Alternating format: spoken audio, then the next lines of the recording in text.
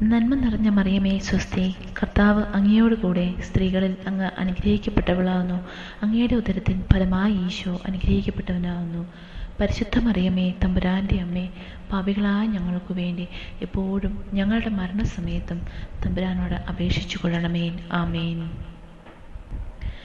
നമ്മൾ ആഗ്രഹിച്ച് പ്രാർത്ഥിക്കുന്ന കാര്യങ്ങൾ ഒത്തിരി നമ്മൾ നിയോഗം വെക്കാറുണ്ട്. ആ നിയോഗങ്ങളിൽ മാതാവിൻ്റെ അത്ഭുത ഇടപെടൽ ഉണ്ടാകുവാൻ വേണ്ടി നമ്മൾ എന്തൊക്കെ കാര്യങ്ങൾ ശ്രദ്ധിക്കണം, നമ്മൾ എങ്ങനെ പ്രാർത്ഥിക്കണം, നമ്മൾ അതിനുവേണ്ടി നമ്മൾ എന്തൊക്കെ കാര്യങ്ങളാണ് നമ്മുടെ സൈഡിൽ നിന്ന് നമ്മൾ ശ്രദ്ധിക്കാനുള്ളത്, മാതാവ് എങ്ങനെ നമ്മുടെ കാര്യത്തിൽ പെട്ടെന്ന് മാതാവിൻ്റെ ഒരു ഇടപെടൽ എങ്ങനെയൊക്കെ നമുക്ക് ആ ഒരു ചേഞ്ച് നമുക്ക് അനുഭവിച്ചറിയാൻ സാധിക്കും. ഫസ്റ്റ് നമ്മൾ ആ ദൈവിക ഒരു സംരക്ഷണത്തിന് വേണ്ടി നമ്മൾ പ്രാർത്ഥിക്കണം. പ്രത്യേകമായി ദൈവത്തിൻ്റെ ആ ഒരു കരുതലും സംരക്ഷണവും നമ്മുടെ കൂടെ ആയിരിക്കുവാനായി പ്രത്യേകമായ വിധം പ്രാർത്ഥിക്കണം. അതുപോലെ പരിശുദ്ധാത്മാവിനെ നമുക്ക് തരണമേ എന്ന് നിരന്തരമായി നമ്മൾ പ്രാർത്ഥിക്കണം. പരിശുദ്ധാത്മാവിൻ്റെ ദാനങ്ങളും ഫലങ്ങളും കൊണ്ട് നമ്മൾക്ക് ലഭിച്ചാൽ നമ്മുടെ ഒരുമാതിരിപ്പെട്ട എല്ലാ പ്രോബ്ലംസും നമുക്കൊരു സൊല്യൂഷനാണ്. പരിശുദ്ധാത്മാവിൻ്റെ ദാനത്തിനായും ഫലത്തിനായി നമ്മൾ പ്രത്യേകമാവിധം പ്രാർത്ഥിക്കണം. പരിശുദ്ധാത്മാവിൻ്റെ ദാനങ്ങളാലും ഫലങ്ങളാലും എന്നെ നിറയ്ക്കണമേ എന്ന് നമ്മൾ സ്ഥിരമായി നമ്മൾ പ്രാർത്ഥിക്കണം. അത്രയും പവർഫുള്ളാണ് പരിശുദ്ധാത്മാവിൻ്റെ ദാനങ്ങളും വരങ്ങളും. അതുപോലെ നമ്മൾ ചെയ്യുന്ന എല്ലാ കാര്യങ്ങളിലും ദൈവത്തിൻ്റെ ആ കരങ്ങളിൽ പ്രത്യേകമാവിധം നമ്മൾ സമർപ്പിച്ച് പ്രാർത്ഥിക്കണം.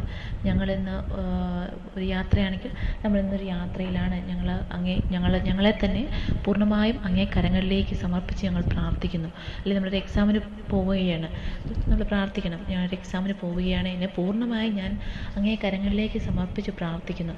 അങ്ങനെ നമ്മൾ എന്ത് കാര്യങ്ങൾ ചെയ്യുന്നു, അല്ലെങ്കിൽ ഒരു ജോലി ചെയ്യുന്നു, അപ്പോഴും നമ്മൾ പറയണം, നമ്മൾ ചെയ്യുന്ന ഈ ഒരു ജോലി ഞാൻ അങ്ങേ കരങ്ങളിലേക്ക് സമർപ്പിച്ച് എന്നെ തന്നെ പൂർണ്ണമായും സമർപ്പിച്ചുകൊണ്ട് പ്രാർത്ഥിക്കുന്നു. നമ്മളെ തന്നെ പൂർണ്ണമായും സമർപ്പിച്ചുകൊണ്ട് വേണം പ്രാർത്ഥിക്കാൻ. അതുപോലെ ദൈവത്തിൻ്റെ ആ സംരക്ഷണത്തിന് വേണ്ടി എപ്പോഴും അങ്ങയുടെ ആ സംരക്ഷണം ഞാൻ ആയിരിക്കുന്ന അവസ്ഥയിലും ഞാൻ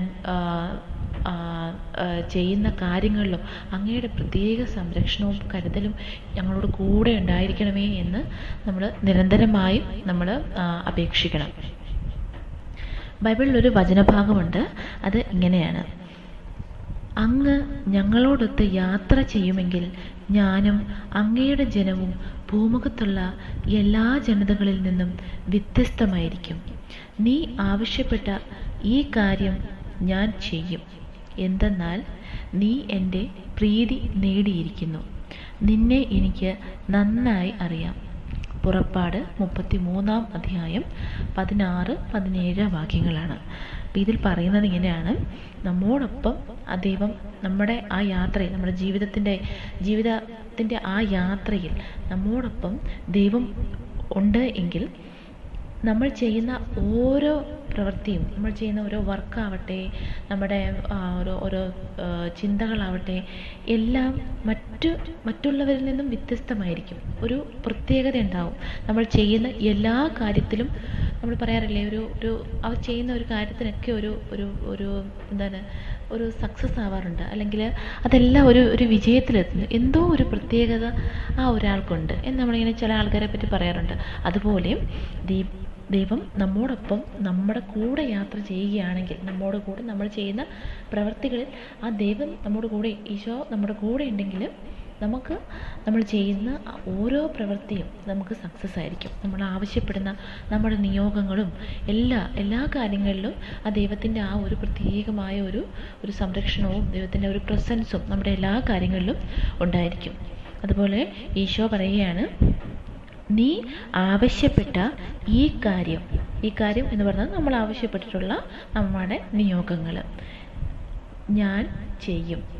എന്തെന്നാൽ എന്ന് പറയുന്നത്, എന്തെന്നാൽ നീ എൻ്റെ പ്രീതി നേടിയിരിക്കുന്നു. നിന്നെ എനിക്ക് നന്നായി അറിയാം.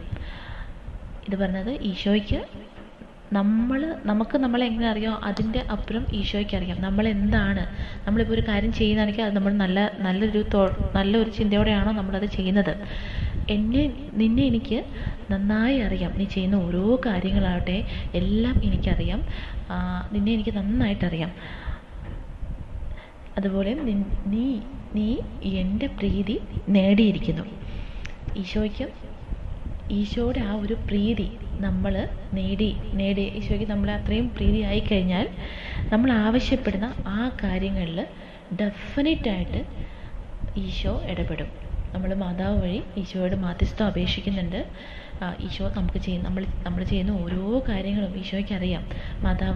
മാതാവിനെ നമ്മൾ അപേക്ഷിക്കുകയാണ്, മാതാവ് അങ്ങ് ഈശോയ്ക്ക് മാധ്യസ്ഥം അപേക്ഷിക്കണമേ, ഞങ്ങളുടെ ഈ കാര്യത്തിൽ ഞങ്ങൾക്കായി മാധ്യസ്ഥം അപേക്ഷിക്കണമേ എന്ന് നമ്മൾ മാതാവിൻ്റെ അടുത്ത് നിയോഗമായി നമ്മൾ സമർപ്പിക്കുന്നുണ്ട്. മാതാവ് അത് ഈശോയിലേക്ക് എത്തിക്കും. ഈശോയ്ക്ക് നമ്മളെ നന്നായിട്ടറിയാം. നമ്മുടെ ആ തോട്ട്സും നമ്മുടെ ആ ചിന്ത എല്ലാം ഈശോയ്ക്കറിയാം. അപ്പം ഈശോ പറയുന്നുണ്ട്, നീ ആവശ്യപ്പെട്ട ഈ കാര്യം ഞാൻ ചെയ്യും. അതുപോലെ നിങ്ങൾ ആവശ്യപ്പെട്ടുള്ള നിയോഗം മാതാവ് ഈശോയിൽ എത്തിക്കുക തന്നെ ചെയ്യും. ഈശോ നിങ്ങളുടെ നിയോഗത്തിൽ ഉറപ്പായും ഇടപെടും.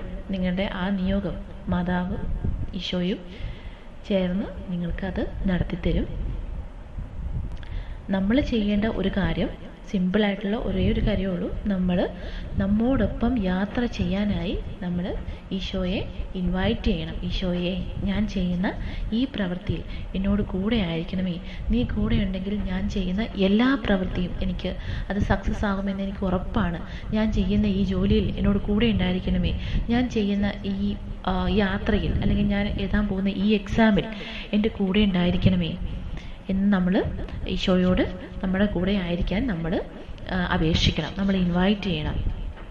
ദൈവം കൂടെയുള്ളവർ മറ്റുള്ളവരിൽ നിന്നും കംപ്ലീറ്റ് ആയിട്ടും ഡിഫറെൻ്റ് ആയിട്ടുള്ള വ്യത്യസ്തരായിരിക്കും. അവരുടെ എല്ലാ പ്രവൃത്തികളും നമ്മൾ ചിലർ പറയും അവർ ചെയ്യുന്ന ആ ഒരു പ്രത്യേക ഒരു ദൈവിക സാന്നിധ്യമുണ്ട് അവർ ചെയ്യുന്നതിൽ, ഒരു ഐശ്വര്യമുണ്ട് എന്ന് പറയുന്നത് പോലെ ആ ഒരു ദൈവത്തിൻ്റെ ഒരു പ്രസൻസ് അവരിലുള്ളപ്പം അവർ ചെയ്യുന്ന എല്ലാം ഒരു കംപ്ലീറ്റ് ആയിട്ടും ഒരു പെർഫെക്റ്റ് ആയിട്ട് ചെയ്യാൻ വേണ്ടി സാധിക്കും. അതുപോലെ നമ്മുടെ എല്ലാ ആവശ്യങ്ങളിലും മാതാവ് ഈശോയോട് അപേക്ഷിച്ച് നമുക്ക് സാധിച്ചു തരും. നിങ്ങളുടെ എല്ലാ നിയോഗങ്ങളും നടക്കട്ടെ എന്ന് പ്രാർത്ഥിക്കുന്നു.